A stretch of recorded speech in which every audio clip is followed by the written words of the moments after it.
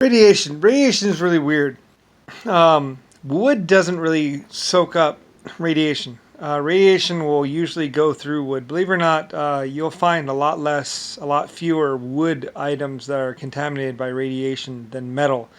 Metal seems to, especially soft. I forget if it's soft metal or which type of metal it really is that soaks up radiation. But there are certain types of radiation. There are certain types of. It's mostly metal that will soak up radiation. Literally, it's like a sponge. And then it'll just spew it out and becomes radioactive. Like I said, radiation, it is a destabilizing of particle matter. Basically, that's why the old lead reactors. That's why cobalt is used because sometimes you can use I forget what it is, hard metal or soft metal. I think it's anyway the Chernobyl reactor. It worked off of lead. Lead. Lead was the secret. Lead was the fuel that gave it life. So when they poured lead into there, I said to put lead sheeting on top and smother the fire, or sand or something like that. Actually, I said sand. I said use sand. Sand is the best way because sand actually does not react.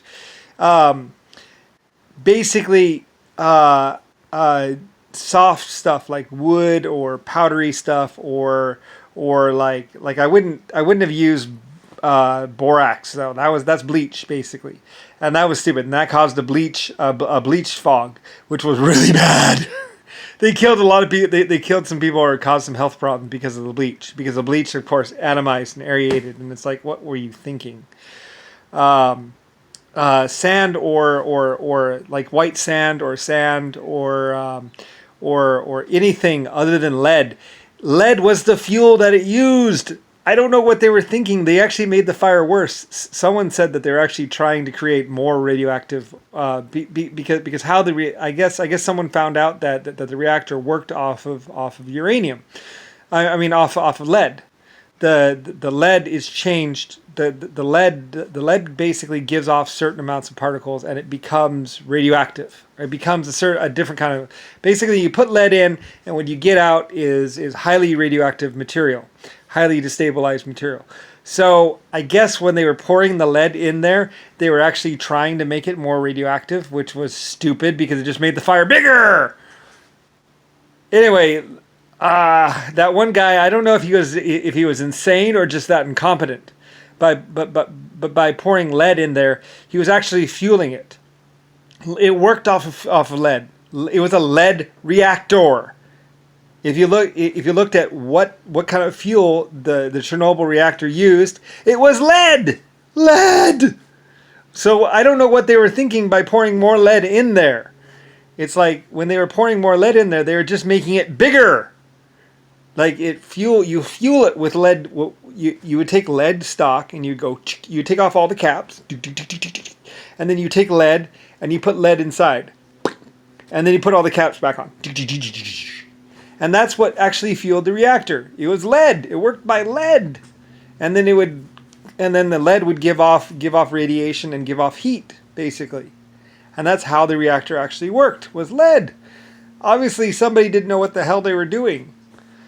Anyway, I don't really know. It was built. It was actually built in the 1800s or 1700s. It was built a long time ago, and if used right, if treated right, it would give lots of power and it would work forever.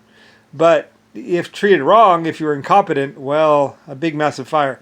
And like I said, what actually happened is they actually got robbed. They were actually robbing the byproduct. They wanted the plutonium. They wanted the uranium, and the thorium that was there at the site, because like. Because like I said, you put the lead inside the reactor. The lead gets used up. It was a 3-stage reactor. First stage, you put lead in. It gives off heat.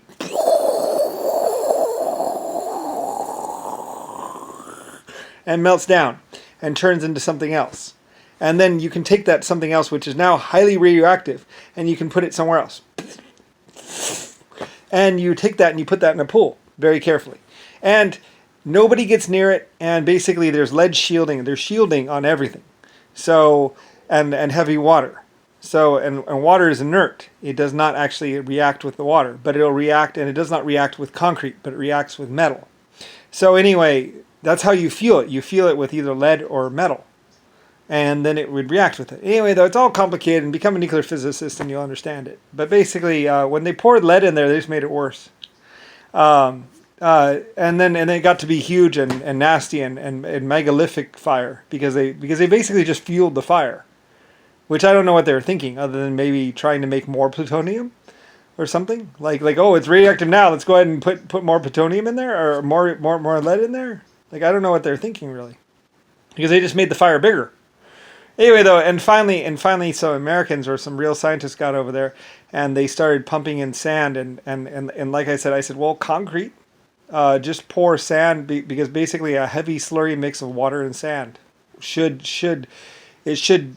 cool down the fire and stop the fire. So they poured a bunch of concrete and put a bunch of concrete in there, using a tube. I was like, because they couldn't even get near it. It was so radioactive.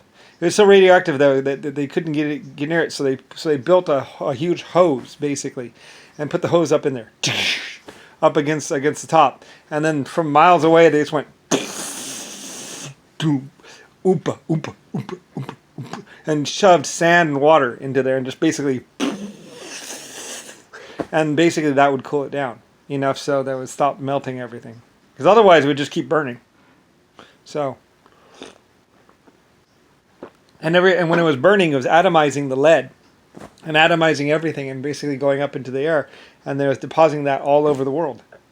So it was a huge ecological damage, and it wasn't my fault. It was that other guy, that crazy guy. Anyway, I never said to put lead in there. I was like, what the? It's a lead reactor, you idiot. Anyway, apparently they were trying to keep it from me, or I don't know what they were trying to do really. But anyway, when they finally did contact me, they weren't asking the scientists, or he was trying to get one over on everything. I guess that he wanted to actually create more radioactive plutonium or something. I don't really know what he was thinking, to tell you the truth. Anyway, whatever. I guess he was trying to make more plutonium or something like that. But anyway, he was crazy. So, but anyway, eventually, I mean, the uranium or the plutonium that's in there is actually very valuable. But and somebody later on was like, oh well, we kind of wish we didn't have we hadn't put all that concrete on top of it, because later on, because now they have to chisel through all the concrete, and the concrete's like rock hard, and it's like, well, now we're gonna have to chisel through concrete to get to it. But I mean, well, it wasn't a major problem. So anyway, now that it's all finished reacting, like it's better. So anyway, and now they can go back in there because it continued reacting, of course. There was no stopping the reaction. It would just sit there and react until all the heat was gone and everything else was gone. So it basically just sat there and baked everything until basically finally cooled off. And like I said, the subfloors were actually the bottom basements were actually full of sand and water. It was actually made so if there was ever a meltdown, it would just basically go because sand would dissipate the reaction. So it was made so if it ever did melt down, it would just basically melt through the floors and melt into the sand and concrete bunkers. Because there's a whole bunch of separators and bunkers. So as it would go, and they would go, because the bottom floors were full of sand and water. So it was already made so, and they were compartmentalized. It was basically like compartment. So it was like all these compartments, and they're all full of sand and water. So when it finally did, if it ever did melt down, it'd just go,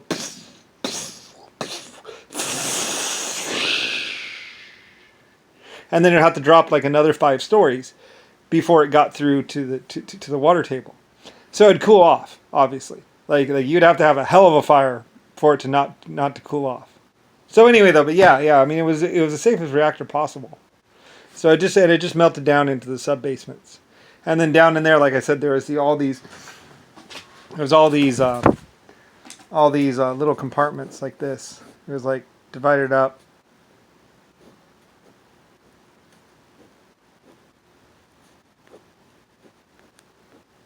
Anyway, it looked like this.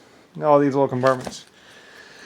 Yeah, Chernobyl, quite a city, quite a thing. Unfortunately, it got robbed, and they wanted the uranium and plutonium that was there, and thorium. So whatever, it was a great, wonderful. It was a star city, and eventually it'll be decontaminated. So Oh well.